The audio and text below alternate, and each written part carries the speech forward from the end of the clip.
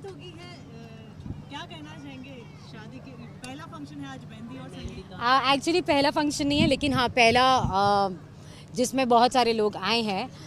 इससे पहले एंगेजमेंट हुई है, उसके बाद हल्दी हुई है और अब मेहंदी हुई है।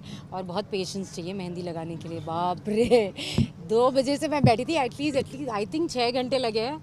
तो मुझे जब 6 घंटे लगे मेहंदी लगाने में, तो ये समझ में आया कि हाँ आज मेरी मेहंदी है। सुबह हल्दी हुई, क्या कहना चाहेंगे? इतने अच्छे इमोशनल मोमेंट्स थे, कुछ कहना चाहेंगे उसको लेके? मैं एक्चुअली सुबह बहुत इमोशनल हो गई थी। मेरी कुछ फ्रेंड्स हैं, वो मुझे हल्दी लगाते लगाते रो पड़ी, तो मुझे भी रुला दिया।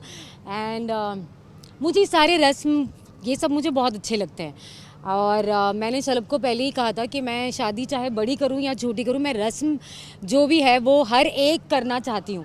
तो मुझे ये सारे बहुत अच्छे लगते हैं। तो जब हमने एंगेजमेंट की तभी भी मुझे बहुत अच्छा लग रहा था, हल्दी भी मुझे बहुत मज़ा आया।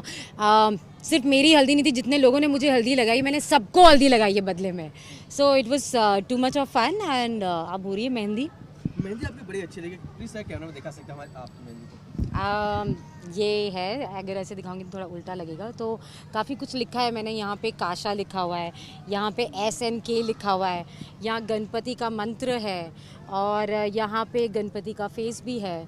तो और कहीं इसमें कहीं शलभ का नाम भी है जो मुझे भी नहीं मिल रहा सीरियसली।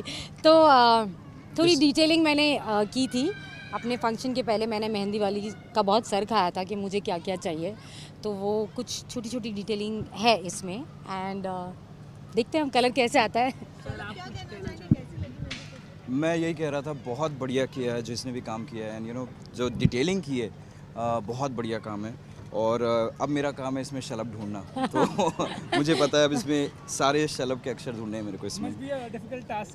इट विल बी ये बहुत कमाल तरीके से लिखा है। अगर आप लोग भी ढूंढे आपको भी नहीं मिलेगा। बहुत कमाल तरीके से लिखा है। ये हमेशा ही करते हैं। हमेशा ही करता हूँ मैं, हमेशा सबके साथ। ऐसी थोड़ी ना शादी कर रही हूँ मैं। कल आप गुरुद्वारा में भी गए थे, थोड़ा सा कुछ बताना चाहिए? उस रिंग सेरेमनी वहाँ पर हुई, थोड़ा कुछ वो बताना चाहिए?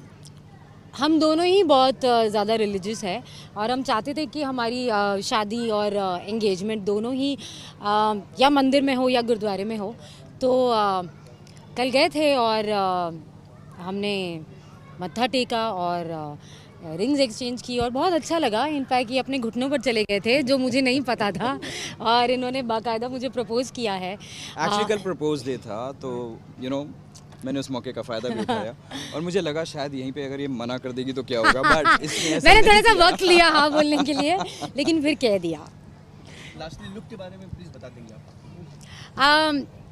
मैंने अपनी डिज़ाइनर जो यहीं पे एक्चुअली अनुराधा, मैंने उसका बहुत सर खाया था।